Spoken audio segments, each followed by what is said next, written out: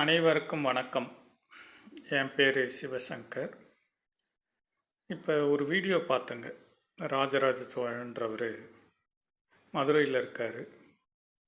அவர் என்ன சொல்கிறாருன்னா, பாண்டிச்சேரியில் நாடி ஜோசியம் பார்த்தாரு. அகத்தியர் சித்தருடைய நாடி இதில் 2026 எலெக்ஷனில் சென்ட்ரலில் ஒரு தமிழன் பிரைம் மினிஸ்டராக வருவார் அப்படின்னு போட்டிருக்கு.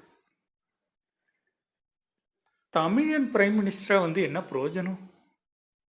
இப்போ எடப்பாடி தமிழன் தான் எனக்கு தெரிஞ்சிங்க. நம்ம ஃபினான்ஸ் மினிஸ்டர் நிர்மலா சீதாராமன் தமிழன் தான் அப்படின்னு சொல்லிக்கிறாங்க. இது எனக்கு தெரிஞ்சும் அதுதாங்க. அது என்ன பிரயோஜனம்? ஏன்னா ஃபினான்ஸ் மினிஸ்டருக்கு ஃபினான்ஸ்னால் என்னன்னே தெரியாது. யாராவது ஒரு ஃபினான்ஸ் மினிஸ்டர் நாட்டை கடங்கார நாடாக ஆக்குவாங்களா? எப்படி ஃபினான்ஸ் பிளான் பண்ணுறாங்கன்னு தெரியல. ஒரு வருமானம் வருது, ஜிஎஸ்டிலேருந்து ஒரு 100 வருதுன்னு வைங்களேன் நாட்டுக்கு. ஆனால் செலவு 125 அப்போ 25 நஷ்டத்தில் தான் காட்டுறாங்க கணக்கு. ஃபினான்ஸ் மினிஸ்டர் என்னன்னு எனக்கு ஒன்றும் புரியல. ஏன் அவங்க வாங்குகிற சம்பளத்தை குறைச்சிக்கலாம்? சென்ட்ரல் கவர்மெண்ட்டுக்குள்ள வேலை செய்கிறவங்களுக்கெல்லாம் சம்பளம் குறைக்கலாம். நாடு நஷ்டத்தில் போகுது, இவ்வளோ கடனில் இருக்குது, குறைக்கலாமே. ஏன்னா நிறைய பேர் மோகம் கொள்கிறாங்க. என்ன மோகம்னா, கவர்மெண்ட்டு வேலை, நான் பணம் சம்பளம் அதிகம் அப்படின்னு. ஆனால் வேலை செய்கிறாங்களா? கவர்மெண்ட் வேலை கரெக்டாக செய்கிறாங்களா? ஒரு பிஎஸ்என்எல்லுக்கும் ஒரு ஏர்டெல்லு இதெல்லாம் ஏன் வளர்ந்துச்சு? பிஎஸ்என்எல்லில் வேலை செய்கிறவங்க ஒழுங்காக வேலை செஞ்சுருந்தா, ஒரு லைன் கனெக்ஷனு கட் ஆகுது ஏதோ ஒரு காரணத்தால், எவ்வளோ நாளில் கொடுத்துக்கிட்டு இருந்தாங்க.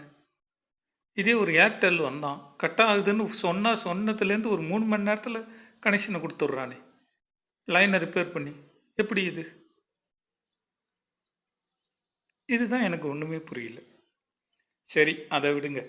இவர் இப்படி சொல்கிறார், நாடி ஜோசியம் பார்த்தேன், அகத்தியர் சொன்னார் அப்படி. அதனால் அது மட்டும் இல்லாமல் தமிழ்நாட்டில் பெண் ஒருத்தவங்க முதலமைச்சராக வருவாங்க. அது ஏகப்பட்ட பெண்கள் வரலாம். இப்போ ஜெயலலிதா வந்தாங்க, என்ன செஞ்சாங்க? அவள் நாட்டுக்கு நல்லது செஞ்சாங்களா? ஒரு பேசிக்கான கான்செப்டை புரிஞ்சிக்கவே மாட்டேன்றாங்க. இதை முருகன் வராரு, வேலை தூக்கிக்கிட்டு வராரு முருகன்றாங்க. முருகன் எப்படி வர முடியும்? ஏன்னா அவர் செத்துட்டாருங்க. இன்னும் நிறைய பேர் அதை புரிஞ்சிக்கவே மாட்டேன்றாங்க. அவர் கடவுள் ஆயிட்டார். செத்துட்டாருன்னு சொன்னால் உங்களுக்கு பிடிக்காதுன்னு வைங்க, கடவுள் ஆயிட்டார். கடவுளானவர் திரும்ப எப்படி வர முடியும்? இந்த ஹிந்து இதில் கதை சொல்லி வச்சுருப்பாங்களே, அதுமாரி இந்த கிறிஸ்டியனில் கதை சொல்லி வச்சுருக்காங்க பாருங்கள். ஜீசஸ் உயிர்த்து எழுந்தார். எங்கேயாவது ஒரு கிறிஸ்டியனை உயிர்த்து கொண்டுபிட்டு ஏந்திருக்க வச்சு காட்டுங்களேன் பார்ப்போம். அதேமாரி அவதாரம் எடுக்கிறாரு கிருஷ்ணர். அவதாரம்லாம் ஒன்றும் கிடையாது. அவங்க கிருஷ்ணருங்கிற ஒரு தனி மனிதன், விஷ்ணுன்றவர் இன்னொருத்தவர். இவனை ஏதோ கதையை விட்டு வச்சுருக்கானா, இந்த முட்டாள் மக்கள் அதையும் நம்பிக்கிட்டு இருக்காங்க. இல்லை, எவனோ ஒருத்தவனை செஞ்சு காட்ட சொல்லுங்கள். எதையும் மாடர்ன் வேர்ல்டில் செஞ்சு காட்ட சொல்லுங்கள். ஒரு கடவுள் திரும்பி வரார் அப்படின்னா எப்படி வர முடியும்? ஏன்னா அவங்களுடைய லைஃபு அந்த ஜென்மத்தில் வாழ்ந்தாங்க, போயிடுச்சு. அடுத்த ஜென்மத்தில் திரும்பலாம் வர முடியாது. நல்லா மூளையோடு தயவு செய்து பேசுங்க. அவர் மூளை இந்த விஷயத்தில் மட்டும் என்னன்னு தெரியல. ஏன்னா சிந்திச்சு பாருங்கள், ஒருத்தர் கடவுள் ஆயிட்டார். கடவுளானவர் எப்படி திரும்ப எடுத்து வர முடியும்? அப்போ இவ்வளோ நாள் என்ன செஞ்சார்? இங்கே அநியாயமே நடக்கலையா? அப்படி கடவுளானவர் இது போகலாமே. யுக்ரைன் வார் நடக்குது, இஸ்ரேல் பாலஸ்தீன வார் நடக்குது. பாலஸ்தீன மக்கள் என்ன பாவம் செஞ்சாங்க? ஆக்சுவலாக இஸ்ரேல் எங்கேருந்து வந்தது? ஒரு நாடு எப்படி உருவாச்சு? பாலஸ்தீன மக்கள் அந்த இஸ்ரேல் யூதர்களுக்கு இடம் கொடுத்தாங்க தங்கறதுக்குன்னு. ஆனால் அவன் என்ன பண்ணான்?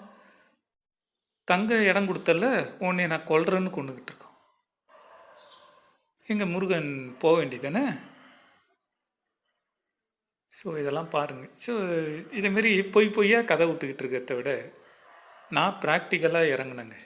2026 எலெக்ஷன் 2021 போன சட்டமன்ற எலெக்ஷனில் விருத்தாச்சலம் தொகுதியில் நான் எம்எல்ஏவாக ஒரு கேண்டிடேட்டாக நின்னேன்.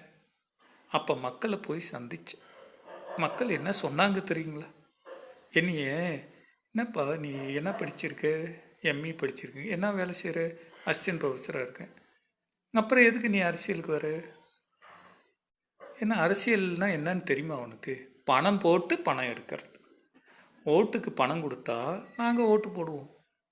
ஓட்டு போட்ட பணத்தை வச்சு நீ என்ன வேணாலும் செய்யலாம், என்ன தப்பு வேணாலும் செய்யலாம், நாங்கள் எதுவும் கண்டுக்க மாட்டோம். இதுதான் மக்கள் சொன்னது. ப்ராக்டிக்கலாக யோசிங்க. மக்கள்லாம்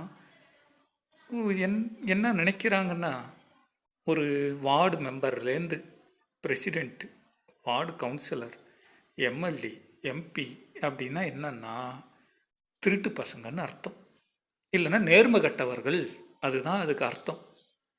ஏன்னா அவங்க அரசாங்கத்தில் நடக்கிற அநியாயத்தை கண்டுக்க மாட்டாங்க. ஒரு விஓஓ என்ன கணக்கு எழுதுவாருன்னு நினைக்கிறீங்க? ஒரு பிடபிள்யூ ஆஃபீஸு, அந்த கிராமத்தை டெவலப் பண்ண வேண்டிய பிடபிள்யூ ஆஃபீஸில் என்ன கணக்கு எழுதுறாங்கன்னு நினைக்கிறீங்க? அதுக்கெல்லாம் இவங்க ஒத்துக்கிறாங்க. யார்? பிரசிடெண்ட். போய் கணக்கு வழக்கு நேரடியாக பாருங்கள். இவர் ராஜராஜ சோழன் இப்படி சொல்கிறாரு, என்னையை கொஞ்சம் தயவு செய்து இட்டுக்கிட்டு போய் அவர் கிராமத்துலேயோ அந்த கணக்கை அவரால் பார்க்க முடியுமா? ஒரு ஸ்ட்ரீட் லைட்டு போட்டிருப்பான் 150 ரூபாய்க்கு, அதனுடைய உண்மையான மார்க்கெட் விலையை போய் பார்த்தீங்கன்னா 100 ரூபாயாக இருக்கும். நல்ல ஃபஸ்ட்டு குவாலிட்டி லைட்டு போட்டிருந்தான். அவ்வளோதான் இருக்குமே தவிர அவனை எழுதி வச்ச கணக்கு மாதிரியே இருக்காது. இதை அவரால் ப்ரூவ் பண்ண முடியுமா? நான் ப்ரூவ் பண்ண ரெடி. அவர் இதை ப்ரூவ் பண்ண முடியுமா? இந்த நாட்டு நடப்பு என்னன்னு தெரியாமல் சும்மா இவர் வராரு, அவர் வராரு, அதுமாரி இம்மார்டல் ரூலர் வராருன்னு எத்தனை வருஷமோ போட்டுக்கிட்டு இருக்காரு. இங்கே ரூலரும் வரமாட்டார், முருகனும் வரமாட்டார். ஏன்னா முதல்ல ஒரு வார்டு மெம்பர் எப்படி இருக்கார்? ஒரு வார்டு மெம்பருங்கிறது ஒரு வார்டு ஒரு குறிப்பிட்ட மக்களுடைய நம்பிக்கையை பெற்ற ராஜா மாரி. ஆனால் நம்பிக்கையை பெற்று ஓட்டு வாங்கிடுறாங்க. ஆனால் உண்மையாலுமே நம்பிக்கையை பெற்று வாங்கலை, எல்லாரும் பணம் கொடுத்து தான் ஓட்டு வாங்குறாங்க. ஓட்டு வாங்கிட்டு அவன் திருடுறான். மக்கள் நம்ம உழைச்சா நம்மளுக்கு சாப்பாடுன்னு தான் போயிட்டுருக்காங்க. ஆனால் உண்மையாலுமே என்ன நடக்கணும்? நம்பிக்கையை பெற்று ஓட்டு வாங்கி அவர் அடுத்த ஆளுகிட்ட கேள்வி கேட்கணும். யார்? பிரசிடெண்ட்டுக்கிட்ட. நேராக போய் கலெக்டரை பார்க்கலாம், எப்படி இதெல்லாம் கரெக்டு, இது எப்படி கரெக்டு. ஏன்னா ஒரு வார்டு மெம்பருக்கு அந்த உரிமை இருக்குது. பஞ்சாயத்தில் என்ன நடக்குது, என்ன தப்பு கணக்கு எழுதுறாங்கன்னு உரிமை இருக்குது. அதை அவருக்கு வெளிக்கொண்டு வரலாம்.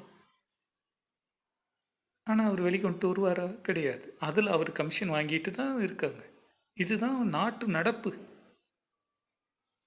இப்படி எல்லாமே நேர்மகட்டத்தனமாக இருக்கும்போது இவர் ஏதோ முருகன் வந்துடுவார், சென்ட்ரலில் தமிழன் வந்துடுவான், இங்கே ஒரு லேடி சீஃப் மினிஸ்டராக வந்துடுவார், நாடி ஜோசியம் சொல்லியிருக்கு, நாடி ஜோசியம், இந்த நாஸ்டாடாமஸ், இவங்கெல்லாம் என்ன வேணாலும் சொல்லலாங்க.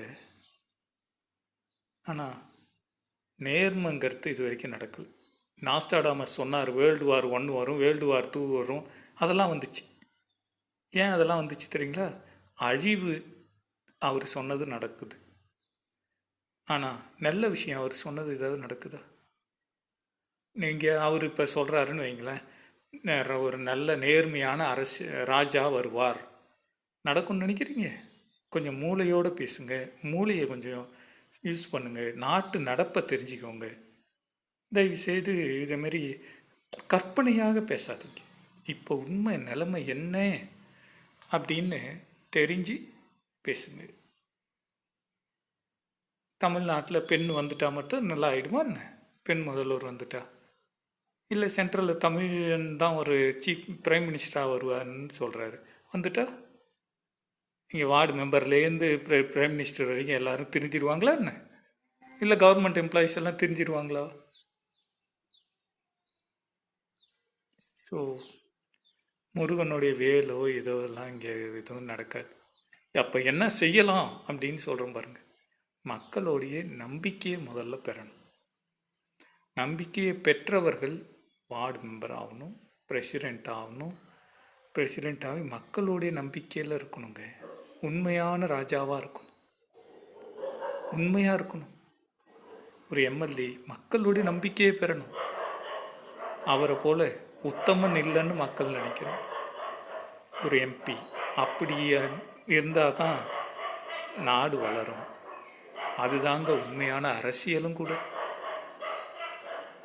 அதுக்கு என்ன செய்யலாம் அப்படிங்கிறத தயவுசெய்து அவர் பேச சொல்லுங்கள்.